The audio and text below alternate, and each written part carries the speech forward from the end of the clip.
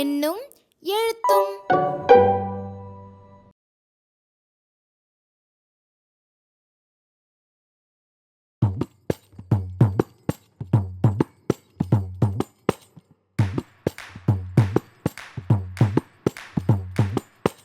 ஒரு எலி ஓடி வந்து ஊரெல்லாம் சுத்துச்சா, இரண்டு எலி ஓடி வந்து ரெட்ட கொம்பு ஊதுச்சா, மூன்று எலி ஓடி வந்து முக்காலி போட்டுச்சா, நான்கு எலி ஓடி வந்து நாதஸ்வரம் வாசிச்சுச்சா.